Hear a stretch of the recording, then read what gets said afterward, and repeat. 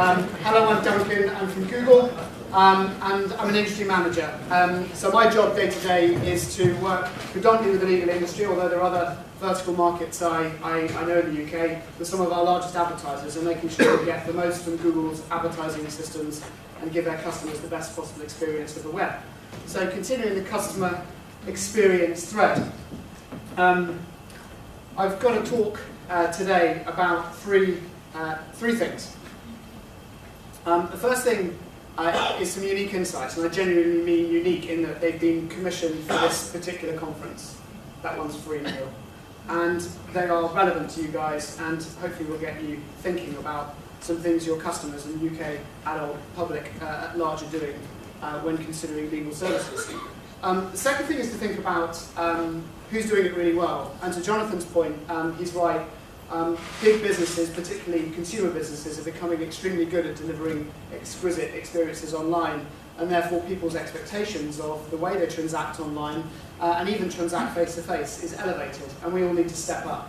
And then I thought about, again, continuing Jonathan's thread of looking elsewhere than just the legal practice for examples of what good looks like.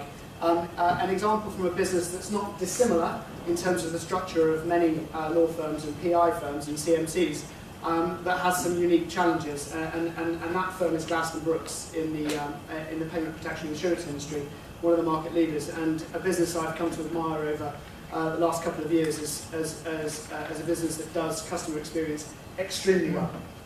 And then finally, I'm going to leave you all with some very actionable hints and tips that if you yourself are either in advertising or responsible for your website, should find useful, or if you're not, hopefully will be accessible enough for you to be able to go back to the office armed with some stuff to challenge your web teams about and challenge your supporting agencies about. So they're the three bits to the next 15 minutes or so. So let's play a little game first of all. Yeah, another one, but this time not quite as active. You guys know your sector much better than I ever will, thank goodness. And I want you to guess to the nearest tenth, so decimal place, in terms of the UK adult population. I'll start again actually, there's a better way to explain this. We talked at the beginning of this about commissioning some research for today, and we have a tool at Google called Google Consumer Surveys. And it enables you to very quickly create a survey and then survey thousands and thousands of people for only a few pence per survey response. And so for today's conference, we asked the UK adult population and 500 randomly selected adults at that, a question which was, in the last 12 months, what percentage of the UK adult population used a lawyer? So the simple question was, have you in the last 12 months engaged with a lawyer or a solicitor? And a percentage came back and said that they did. And the question is, how many as a percentage do you think that was? To the nearest 10%. See how well you know your market. Of the UK adult population in the last 12 months, how many have used a solicitor? Does anyone want to shout out? 5. 15. Good. 5 is close, but I need it to the nearest tenth of a percent. 4.8. 6.1, someone said. 6.9. 6.9, I think we'll probably leave it there, that's a very good guess. 6.7 was the actual result. And we know this to be correct because we had 3,000 people respond to the survey question. So with a 95% confidence interval, that's your answer, 6.7%. And how do you think they rated their customer experience?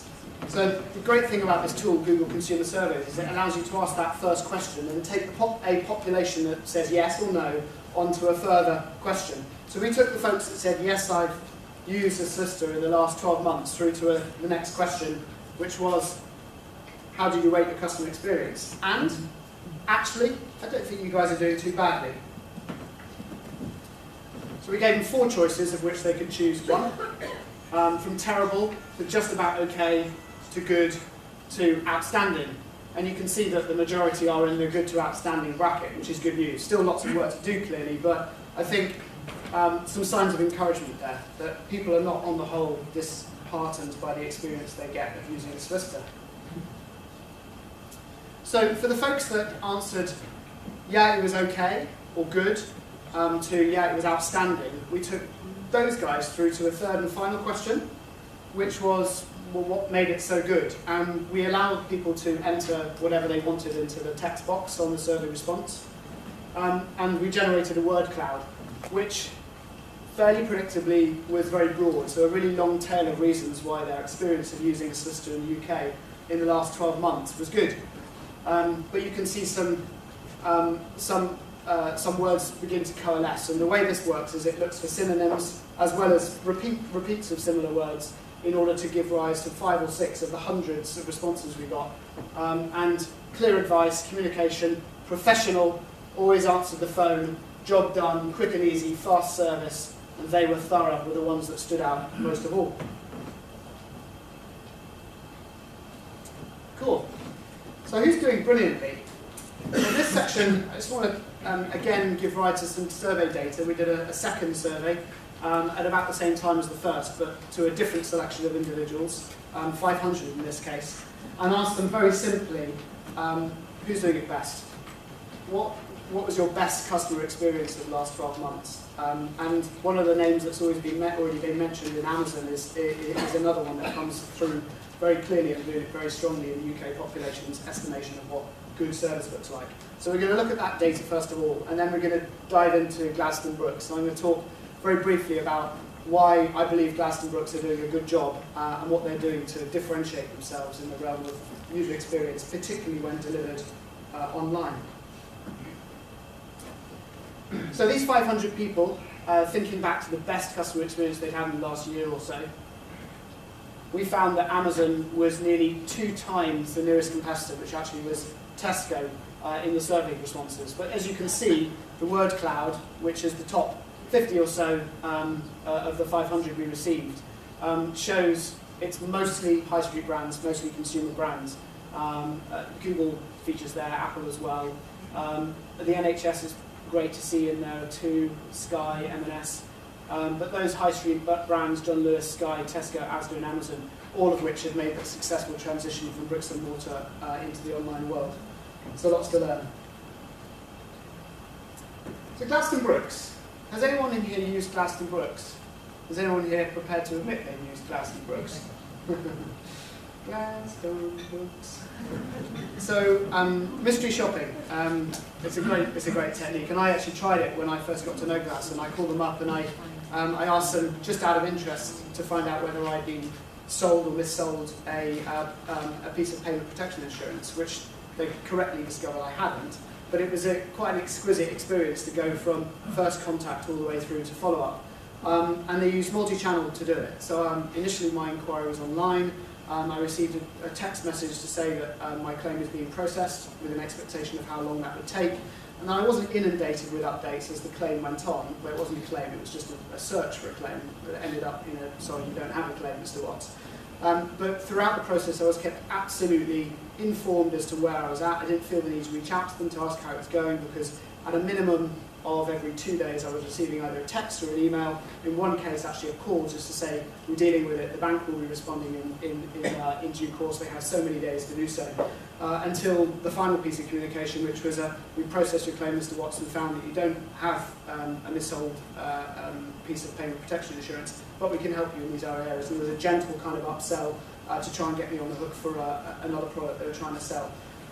So why it worked so well, apart from the exquisite comms process, was it just came true to me how slick their internal processes must be. And I know the business a bit better now, and I can tell you that they've thought long and hard about it and continue to refine those processes, which are underpinned by an extraordinarily good IT system and CRM system. Their mobile site, which is represented on the right, is perfect. It's a great example of a mobile site that has one reason to exist, which is to simply get you to contact the organisation you're researching. Sure, there's other info in there, but from the home page and even into layer 2, the form fill and the click to call is always above the fold and always there. So it fulfills its destiny as a brilliant lead generation site. The customer journey I've just kind of coloured in a bit for you already was slick beginning to end, and they used SMS, email, phone absolutely seamlessly and brilliantly, and without appearing to duplicate too much, so I wouldn't receive an SMS at the same time as an email. It was all sequenced really well. And then the call centre staff that I spoke to a couple of times were always well informed, always intelligent, knew their subject, and very clear about setting my expectations. And they've been rewarded, as you can see from their FIFO ratings, by an extremely positive 94% approval from their customers, with most of the rest actually falling into a good category, with a very small minority of poor responses. If you read the FIFO reviews, you can get a feeling for what I'm talking about. I'm not an anomaly. The crowd are voting in favour of Glasgow Brooks. So I think a lot to be learned about how to do it well from beginning to end from that business. And no, I'm not a shareholder. So finally, let's talk a little bit about web experience. Yesterday I had a WebEx session with a firm of solicitors and their web agency that are designing a new website. And I was asked to complete a number of tasks as if I was a member of the general public using their new spangly site, which I did, and I gave them honest feedback. And in the final 5 minutes of the session, they wanted to test my experience and usage of their mobile site, which staggered me. We spent the majority of the session, so 50 minutes or so, dealing with their desktop site, and then the final 5 minutes dealing with their mobile site, where 60% of the traffic will originate when it goes live. It drove me bonkers, and I told them that in no uncertain terms. So when thinking about web experience, it's all about mobile, and we don't have enough time to cover tablets and desktop now, so I am going to talk about mobile here. And leave you with 3 tips to 10x, as we say at Google, the web experience for your customers. And you'll note at the end of each of these 3 segments, there's a short web link, which I encourage you all to write down. It's case sensitive, so be careful for that. And if the technology works, it should port you to the document or the website that I'm recommending you check out, either as part of your day-to-day activities coming out of this session or to challenge your agency or a web team about. So the first is your mobile site performance.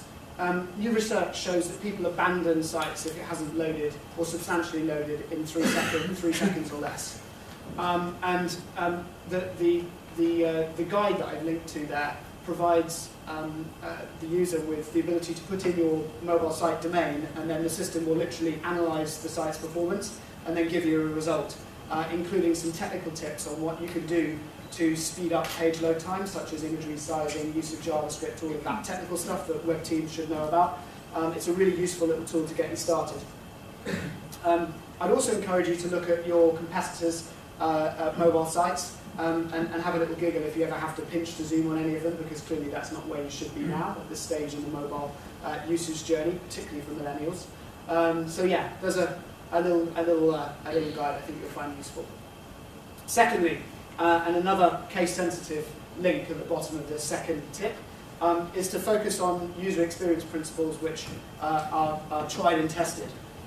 So that document that I've provided a link for provides 25 principles for mobile user experience design, some of which are going to be super important for you, such as lead capture and click-to-call, some of which perhaps less so, particularly if you're not selling services or transacting services online.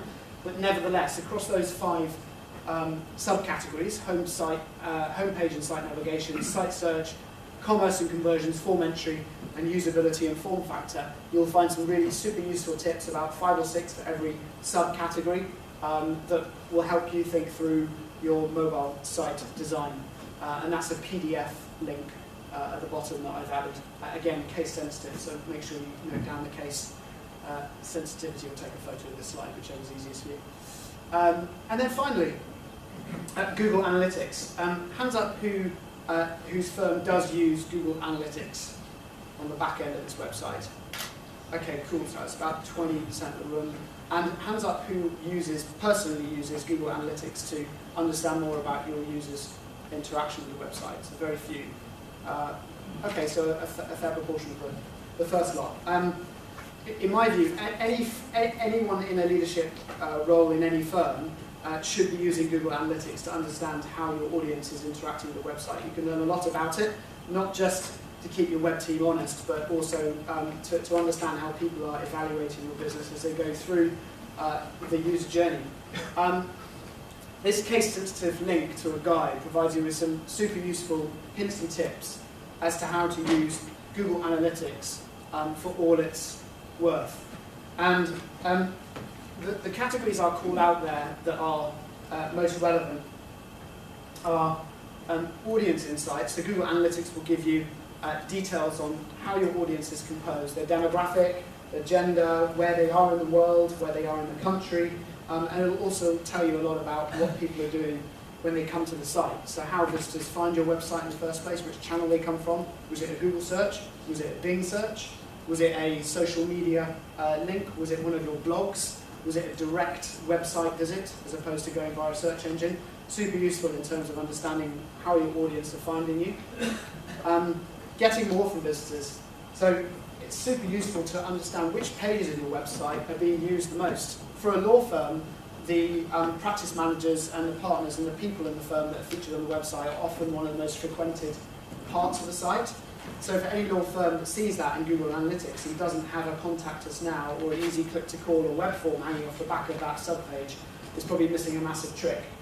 And then understanding what your customers are doing on the site. If people are visiting the homepage, deciding that it's not for them and leaving really quickly, that's obviously a signal you're not doing something right. So that's called bounce rate. You can get all of that from Google Analytics. You might see your traffic's up, but if you're not getting engaged traffic and people aren't spending time on your site, people aren't visiting a minimum of, let's say, 3 or 4 pages before they go elsewhere, then there must be something up, and you need to ask those questions.